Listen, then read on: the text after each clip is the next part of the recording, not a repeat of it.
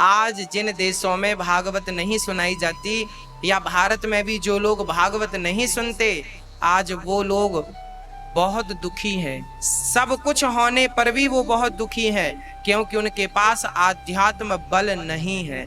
आपके पास आध्यात्म बल है, आपके पास सोचने समझने की क्षमता उनसे कहीं कई गुनी ज्यादा है, क्योंकि आपने कथाएं सुनी है। आपको पता है कि होनी तो होके रहेगी, जो होना है वो मर्जी से हो रहा है ईश्वर की, आपको ये बात पता है। जबकि जो कथाएं नहीं सुनते वो तो थोड़ा सा कांटा भी लग जाए तो रोने बैठ जाते हैं कि बड़ा दुख हो गया, बड़ा दुख हो गया। पर जिनके जीवन में आध्यात्म बल है वो रोते नहीं है, वो समझते हैं कि ये तो होना है। एक दिन हम अपने गुरुदेव जी का दर्शन करने गए।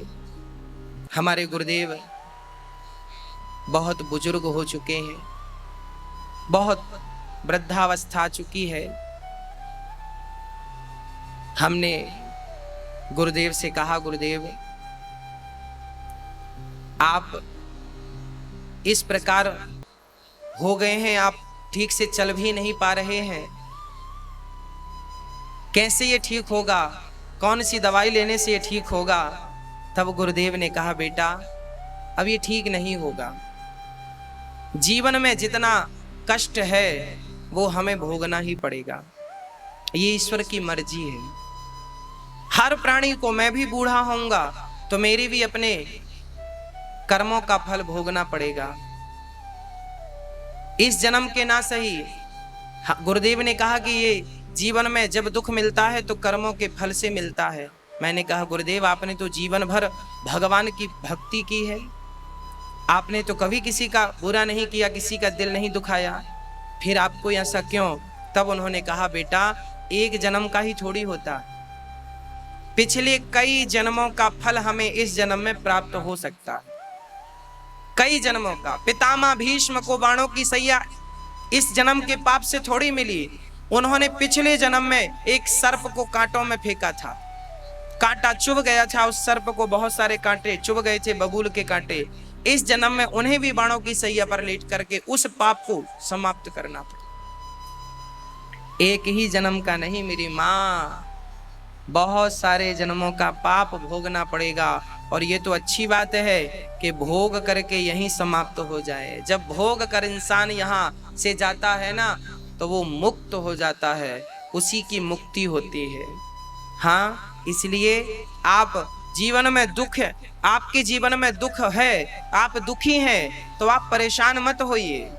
आप समझिए कि ये हमारे पाप कट रहे हैं, जल्दी जल्दी कट रहे हैं, जो ईश्वर की मर्जी।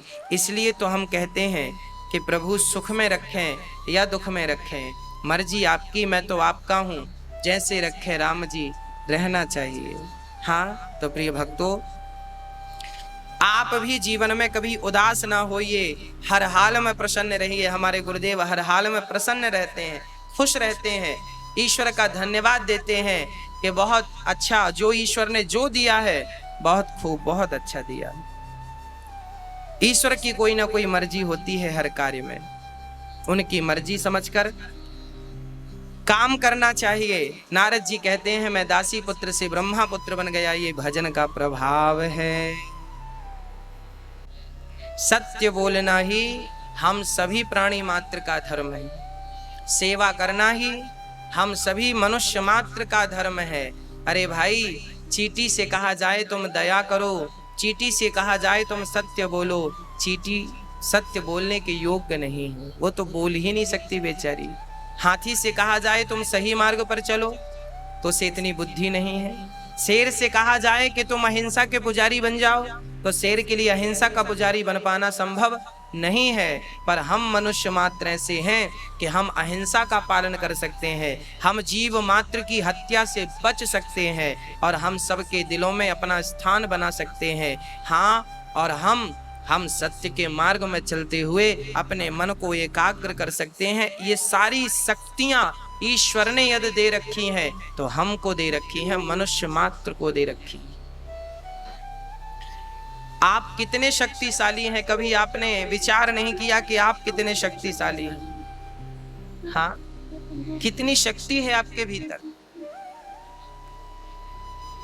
कितनी शक्ति है।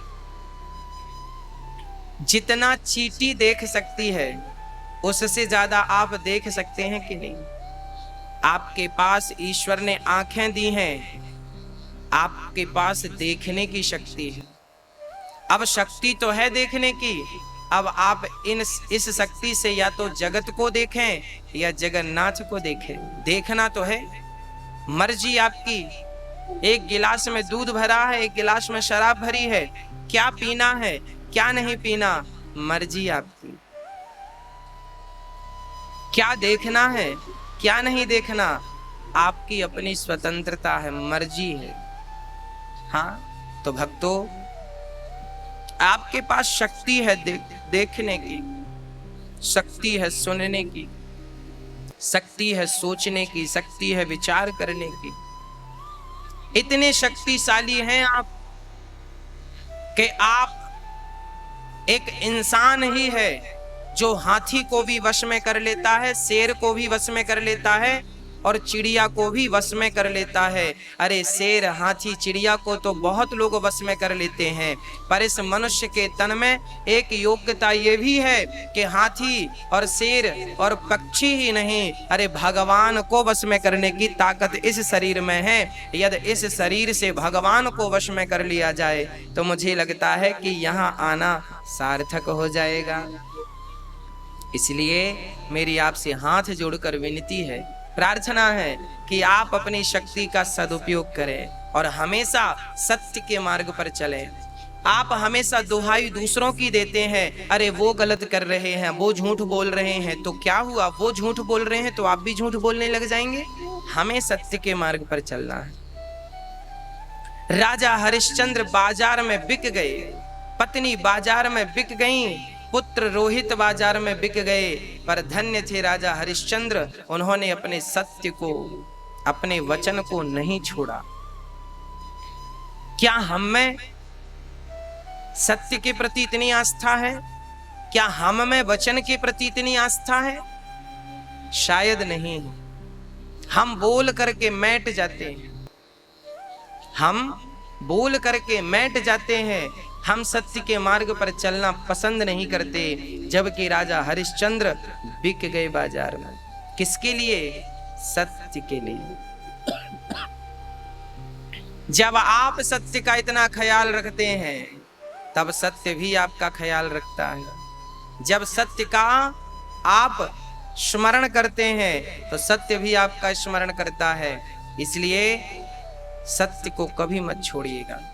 प्राण जाए पर वचन न जाए। धन्य है मेरे रघुनंदन, सत्य मार्ग पर चलते रहे, चलते रहे, चलते रहे। भगवान श्री कृष्ण ने कर्ण से कहा था, कर्ण क्या तुम्हें पता है तुम किसके पुत्र हो? कर्ण ने कहा, प्रभु मुझे नहीं पता कि मैं किसका पुत्र हूँ, मुझे तो यही पता है कि मैं राधेय पुत्र हूँ, राधा का पुत्र हूँ, मेरी माँ का नाम राधा है। तब भगवान कृष्ण ने कहा, कर्ण आप राधे नहीं, आप कौन्तेय हैं, आप कुंती पुत्र हैं, आप पांडव हैं। पांव के तले जमीन खिसक गई कर्ण की। मैं पांडव हूं, हाँ आपकी मां कुंती है।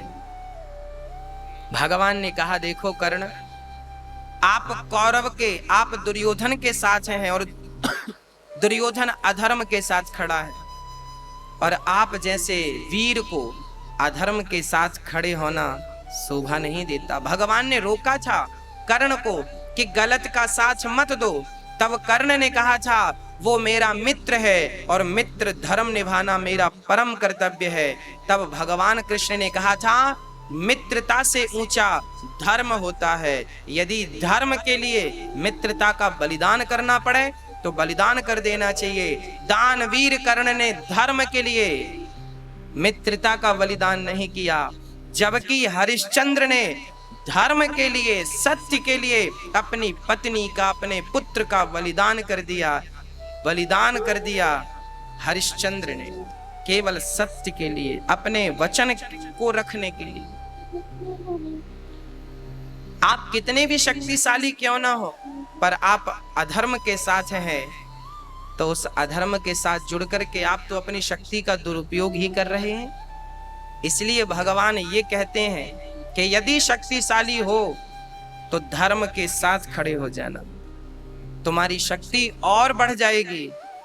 और यदि अधर्म के साथ खड़े हुए तो पितामह जैसे दिग्गज क्यों ना हो, बाणों की सैया में लेट जाते हैं। दानवीर कर्ण जैसे दिग्गज ही क्यों ना हो, वो कर्ण भी धराशायी हो जाते हैं। अधर्म का साथ देने से अपनी शिक्षा, अपनी दीक्षा भूल जाते हैं मृत्यु के समय। कर्ण गुरु द्रोणाचार्य ही क्यों ना हो, जब अधर्म का साथ देते हैं तो उन्हें अपना बलिदान देना पड़ता है, विजय प्राप्त नहीं होती। अरे जिसके पक्ष में गुरु जी और पितामह भीष्म युद्ध कर रहे हैं, उनकी विजय ना हो सकी, क्यों ना हो सकी? क्योंकि वो अधर्म के साथ खड़े थे। प्रार्थना मेरी आपसे है, किसी भी हाल में धर्म को मत छोड़िएगा। रावण के पास धर्म ही तो नहीं था भरा सोना खचा खच लंक की दीवार में। रावण के पास क्या था और क्या नहीं था, जरा समझिएगा। था भरा सोना खचा खच लंक की दीवार में, एक रत्ती नहीं मिला रावण को मरती बार में। जाने न देना धर्म, जाने न देना धर्म, करना लोभ मत धन धाम का, और धर्म ही जाता रहा तो धन रहा किस काम का। अरे धर्म ही चला गया तो धन बचा भी, तो बिना धर्म के धन का करोगे क्या? बिना धर्म का धन तो वैश्या कमाती है। जिस धन में धर्म ना हो वो धन किसी काम का नहीं है। जो धन धर्म से ना कमाया गया हो उस धन की कोई वैल्यू नहीं। इसलिए धन कमाओ, धर्म के साथ कमाओ। रावण जैसे दिग्गज धन ही जोड़ते रहे पर धर्म नहीं जोड़ा तो गली गली पुतले जलाए जा रहे हैं। और राम नंगे पांव जंगल में घूम घूम करके धन ने तो नहीं जोड़ा, धन तो नहीं जोड़ा, पर धर्म ऐसा स्थापित करके गए कि आने वाले युगों में मेरे रघुनंदन की गाथा गाई जाती है। धन्य है वो धर्म जिसका पालन श्री रघुनाथ जी ने किया। वाह! हरिश्चंद्र स्वयं गंगा के तट पर खड़े होकर के मुर्दों के लिए जो लोग भोजन रखते थे उस भोजन को हरिश्चंद्र खाया करते थे। कफन जो फेंक करके लोग शमशान में चले जाते थे उस कफन को लपेटा करते थे और वहां शमशान घाट में, काशी में पहरा दिया करते थे। कोई भी मुर्दा आए जलने का टैक्स लिया करते थे, जलाने का। अब ऐसा राजा जो इतना बड़ा धर्मात्मा राजा था, उसके ये दिन आ गए। लोग कहते हैं महाराज जी हम बड़े भगत हैं भगवान के, पर देखो हमारे जीवन में कष्ट है। अरे भाई, क्या हरिश्चंद्र जितना कष्ट किसी के जीवन में हो सकता है? क्या आपकी पत्नी को आपने बाजार में बेच दिया? क्या आपने अपने पुत्र को बाजार में बेच दिया? नहीं ना। पर हरिश्चंद्र ने बेचा था। किसके लिए बेचा था? धर्म के लिए बेचा था। उन्हें 1 महीने के अंदर 1100 स्वर्ण मुद्राएं चुकानी थी। वचन दे चुके थे साधु महाराज को, अपना राज्य दान कर दिए थे और 1100 स्वर्ण मुद्राएं देना और रह गया था। तो वो कहां से लाते? मजदूरी करे तो काम नहीं मिला, तब उन्होंने अपने आप को बेच करके वो चुकाया, अपने आप को बेच करके कर्जा चुकाया। वाह! इसका तात्पर्य यह है कि जीते जी किसी से 1 रुपए लेकर के मरिएगा मत, नहीं तो वो 1 रुपए आकर के आपको कुछ भी बन करके वो 1 रुपए चुकाना पड़ेगा। के जमाने में लोग पैसा लेते हैं और देने का नाम नहीं लेते, लौटाने का नाम नहीं लेते। शायद आपको पता नहीं है कि यदि आप किसी से 1000 रुपए ले लो और आप ना चुकाएं तो आपको अगले जन्म में उसके घर का बैल बन करके, कुत्ता बन करके, उसके घर का नौकर बन करके आपको वो पूंजी चुकानी पड़ेगी ब्याज सहित। इसलिए आप अपना लेन देन क्लियर रखिएगा। किसी से लीजिएगा तो समय पे वापस कर दीजिएगा, हाँ नहीं तो जो लिया है उसके लिए फिर जन्म लेना पड़ेगा वो चुकाने के लिए। हरिश्चंद्र नहीं चाहते थे कि मेरा ऋण रह जाए, उन्होंने अपना बलिदान देकर बिक करके ऋण चुकाया, पर सत्य को नहीं जाने दिया। धन्य राजा रंतिदेव, एक रंतिदेव नाम के राजा थे, लगभग 60 दिन से भूखे थे। पत्नी थी, पुत्र था, स्वयं रंतिदेव थे। पूरे जंगल में भटकते भटकते बाहर निकलने में महीनों बीत गए। जब बाहर निकल कर आए तो बड़ी भूख लगी, जंगल में घास पत्ते पानी पी पी कर जिंदा रहे।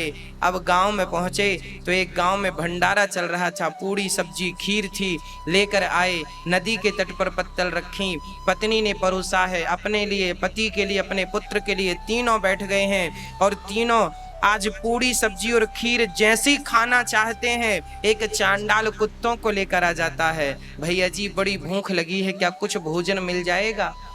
जो व्यक्ति महीनों से भूखा हो, स्वयं रंतिदेव महीनों के भूखे थे, पर सामने जब भूखे को देखते हैं ना तो अपनी पत्तल खिसका देते हैं, आप खा लीजिए।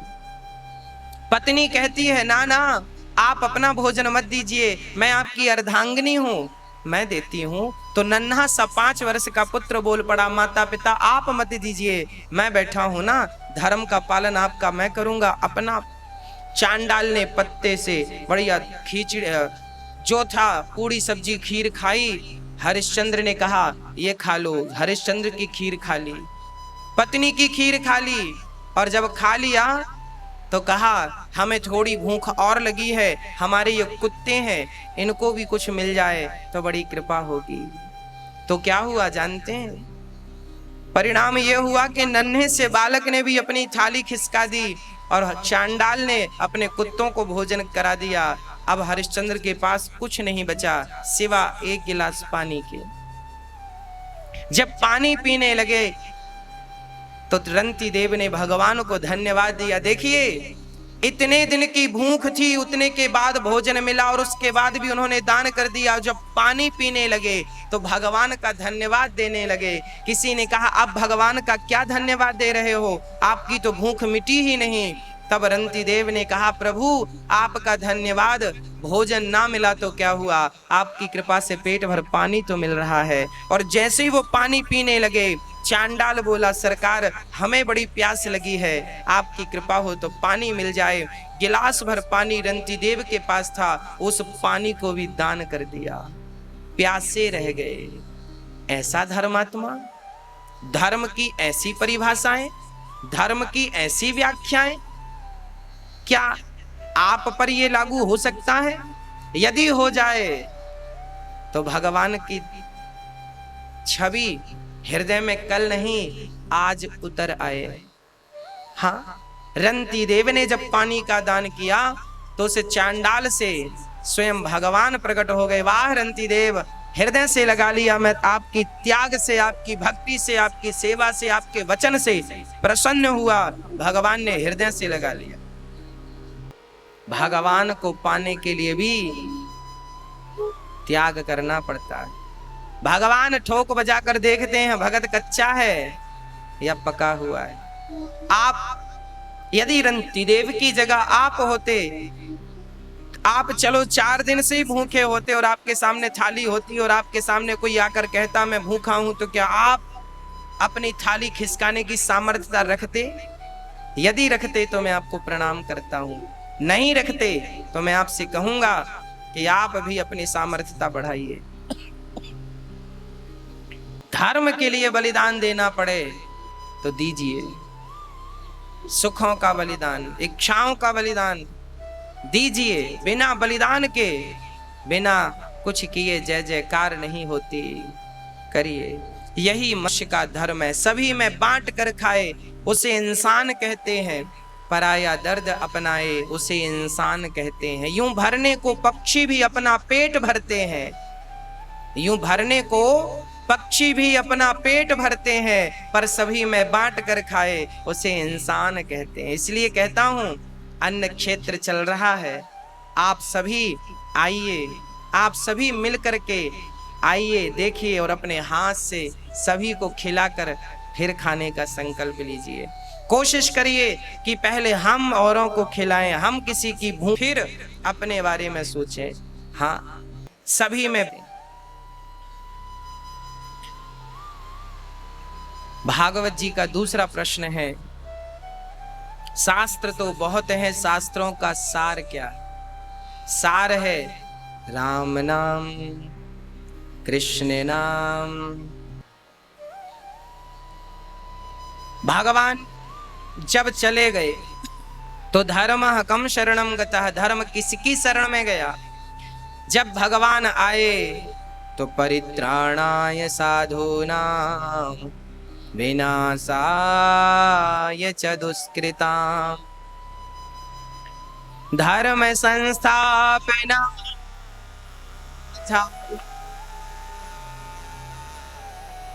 संभवामि युगे युगे। जब जब भगवान आए तो धर्म की स्थापना करने को आए, पर जब भगवान गए तो धर्मः कम शरणं गतः, धर्म कहाँ गया?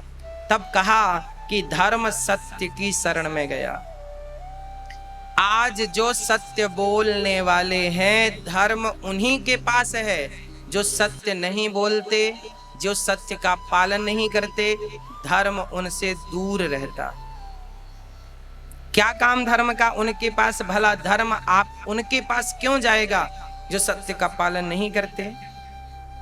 तब सूत जी धर्म की व्याख्या विस्तृत करते हैं। सवै पुंसाम परो धर्मो यतो भक्ति रधोक्षजे। जिस कर्म से भक्ति बढ़े वही उत्तम धर्म है। भगवान के 24 अवतारों का सुंदर सा उद्बोधन किया है। देखिए भाई, श्री नारद जी के रूप में आए, 24 अवतार भगवान ने धारण किया। भगवान ने 24 अवतार धारण किए हैं। हर अवतार के पीछे एक हेतु है, एक कारण है, एक उद्देश्य। वामन भगवान आए इस उद्देश्य से कि मुझे भिक्षा लेनी है।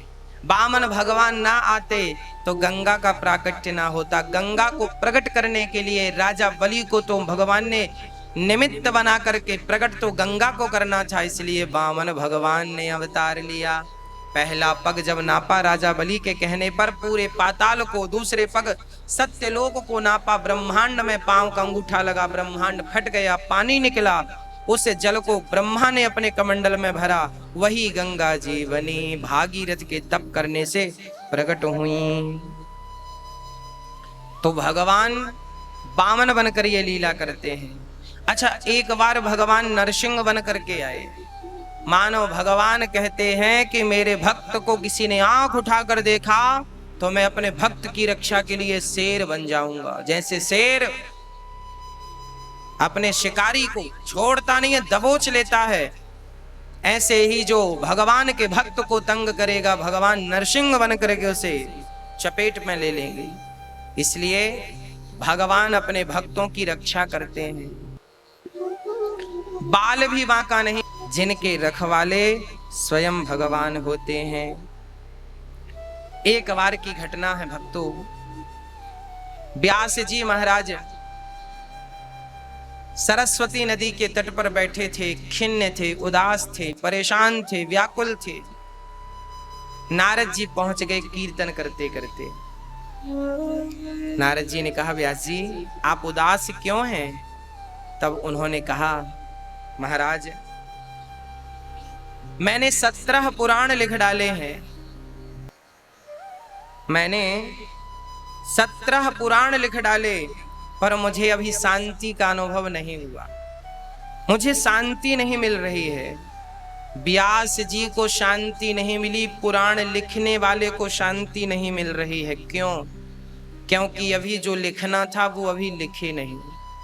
नारद जी ने कहा, जब तक श्रीमद् भागवत नहीं लिखेंगे आप, तब तक आपको शांति नहीं मिलेगी। व्यास जी महाराज बोले, मैंने 17 पुराण लिख डाले। नारद जी बोले, तो क्या हुआ? 17 पुराण लिख डाले आपने, पर कृष्ण के जन्म से लेकर आखिरी तक का निरूपण, बाल लीलाओं का निरूपण, मां का स्नेह, मां यशोदा का वो प्यार, मां यशोदा का वो दुलार, मां यशोदा का वो स्नेह आपने अभी तक नहीं लिखा। कृष्ण के उन चरित्र को आपने नहीं लिखा जिन चरित्र को आपको लिखना चाहिए था। बहुत सारे चरित्र आपने अभी लिखे नहीं हैं। हाँ, वो गोपियों का प्रेम, वो यशोदा का प्रेम आपने अभी कहाँ लिखा है। वो लिखिए, फिर आपका कल्याण होगा। वो लिखिए, आपका कल्याण हो जाएगा। क्या प्रेम का निरूपण! जब व्यास जी ने नारद जी के कहने से भागवत लिखा, और भागवत में जब गोपियों प्रेम लिखा, क्या भाव लिखा है। हे प्रभु, पूरी भागवत में ये जो गोपियों का प्रेम है, ये भागवत का हृदय है। और व्यास जी ने जब इस चरित्र का चित्रण किया, तब अपार शांति, अपार स्नेह, क्योंकि ये चरित्र सुनकर भक्तों के हृदय में भी भगवान के प्रति प्रेम, स्नेह बढ़ता जा रहा है। गोपियों का ये प्रेम, इंतजार, गोपियों का शिकायत करना, रोना, जब कृष्ण का इस प्रकार का चरित्र पूरे 18 पुराण में भागवत को छोड़कर कृष्ण की ये मधुर लीला किसी ग्रंथ में व्यास जी ने नहीं लिखी थी, इसलिए शायद उन्हें शांति का अनुभव नहीं हुआ। पर जैसे ही व्यास जी ने भागवत की रचना की नारद जी के कहने से, नारद जी ने कहा, मैं पिछले जन्म में दासी पुत्र था, संतों की सेवा का फल ये मिला कि मैं आज ब्रह्मा का पुत्र हूं, और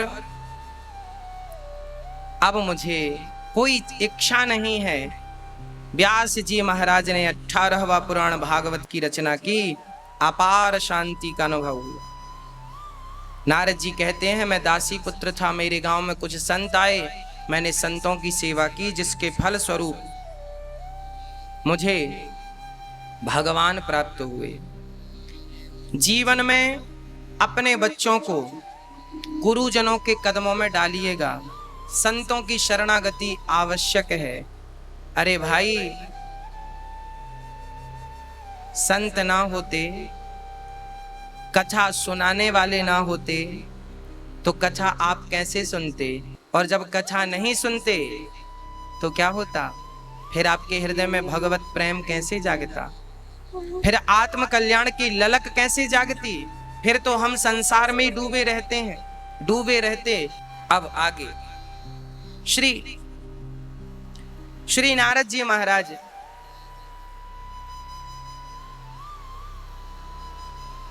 जब वहां से गए, तब व्यास जी ने श्रीमद् भागवत की रचना की। भागवत की रचना बड़ी अद्भुत, महाभारत के युद्ध से भागवत को प्रकट किया। महाभारत का विशाल युद्ध हुआ, कौरव और पांडव युद्ध कर रहे थे। पांडवों की गाड़ी, अर्जुन के रथ को स्वयं कृष्ण चला रहे थे। अर्जुन से आप एक चीज सीख लीजिए, जैसे अर्जुन ने अपने रथ की डोर कृष्ण को सौंप दी, प्रभु अब डोर ही आपके हाथ में है, चाहो तो पार लगा दो, चाहो तो डुबा दो, चाहो तो जिता दो, चाहो तो हरा दो।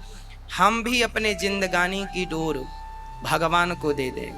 गृहस्थी की गाड़ी आप चला रहे हैं, इसलिए शायद आप परेशान हैं। गृहस्थी की गाड़ी भगवान के कदमों में डाल दो, प्रभु आप ही चलाएं, फिर देखो जीवन में कोई कष्ट नहीं, कोई तकलीफ नहीं।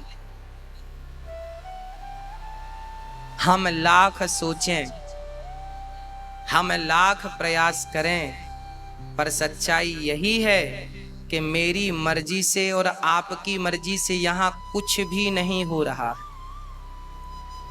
हो रहा मेरी और आपकी मर्जी से क्या चल रहा है बताओ?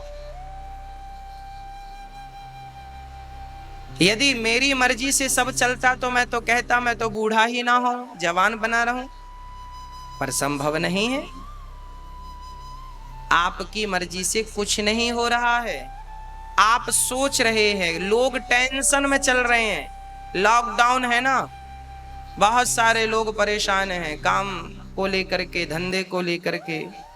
अभी तो बहुत सारे लोग घर पे ही रहे लॉकडाउन में, पति पत्नी में खूब झगड़े हुए। जिनके कभी झगड़े नहीं होते थे इस लॉकडाउन में हो गए, क्योंकि ज्यादा नजदीकियां भी नुकसानदायक है। हो गई नजदीकियां, झगड़े भी हो, बहुत सारे लोगों के हुए। बहुत सारे लोग समझदारी से रहे तो उनके नहीं भी हुए। कौन लोग हैं ये झगड़ा करने वाले? कौन लोग हैं ये टेंशन पालने वाले? ये वही लोग हैं जिन्होंने अपने आप को कर्ता मान रखा है। मैं कर रहा हूं। साहब ये गलत फहमी निकाल दीजिए। आप टेंशन लीजिए, आप बहुत सारा विचार कर लीजिए, कुछ भी नहीं होना। आप टेंशन में हैं, डिप्रेशन में चले गए, क्या फायदा होगा? क्या आपके टेंशन करने से आपकी चिंताएं मिट जाएंगी? नहीं ना। इसलिए सारी टेंशन का त्याग करके, टेंशन रहित होकर के ये समझिए कि जो चल रहा है भगवान की मर्जी से चल रहा है।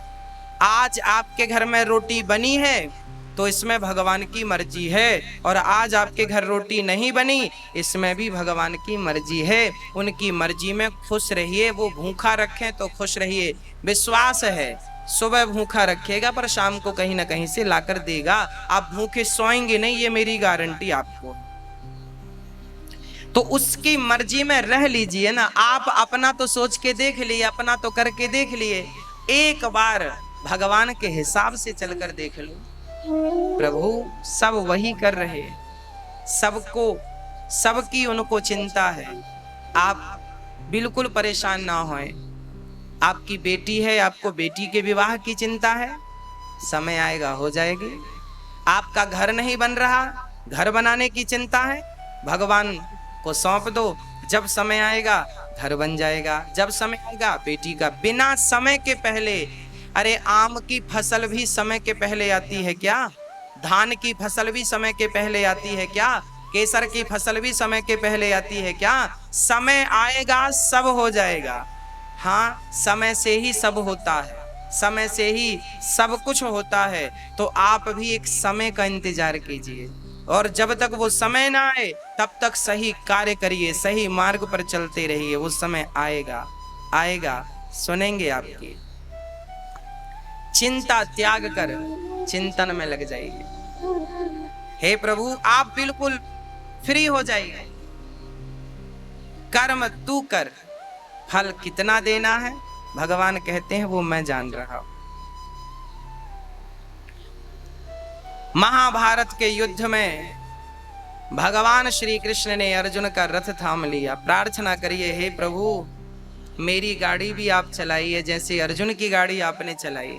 बस महाभारत में विजय प्राप्त हुई पांडवों को। एक दिन क्या हुआ, अश्वत्थामा को दुर्योधन ने कहा कि मेरी आखिरी इच्छा है पांडवों को मारने की, जाओ और पांडवों को मारो। अश्वत्थामा रात्रि के 2 बजे पांडवों के शिविर में चले गए। वहां पांडवों की जगह भगवान ने पांडवों के को उठाकर दूसरी जगह सुला दिया। खाली बिस्तर पर द्रौपदी के 5 बच्चे सो गए। उन 5 बच्चों को सोया देख पांडव समझ लिया अश्वत्थामा ने, और 5 का सिर काट लिया। 5 बच्चों का सिर लेकर जब चला, अश्वत्थामा ने कहा, मित्र दुर्योधन देखो मैंने पांडवों को मार डाला। ध्यान से देखा दुर्योधन ने, मित्र ये पांडव नहीं पांडव पुत्र हैं। रोने लगा दुर्योधन। पहले प्रसन्नता हुई पांडव मर गए, फिर दुख हुआ कि ये पांडव नहीं पुत्र हैं। उसी क्षण दुर्योधन की मृत्यु हो गई। इसे श्राप था। जब ये दुर्योधन छोटा था तो ये संतों के भगवान उठा उठा के नदी में फेंक दिया करता था, और बहुत हंसता था। और संत डांटने लग जाए तो रोने लगता था, तो हंसता था फिर रोने लग जाता, ऐसे इतना नाटक करता था। तब संतों ने श्राप दे दिया कि तू आज के बाद हंसेगा और हंसने के बाद तुरंत रोएगा, उसी समय तू मर जाएगा।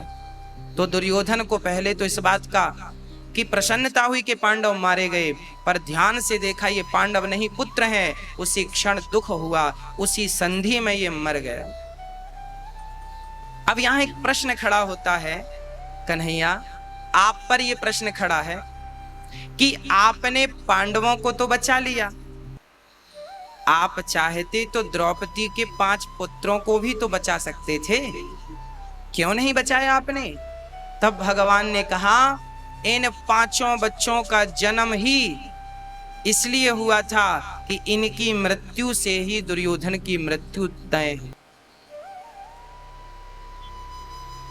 कई बार हम रोते हैं फलाना मर गया, फलाना चला गया ना, जिसकी जितनी अवधि थी, जितनी उम्र थी उतनी भोगेगा।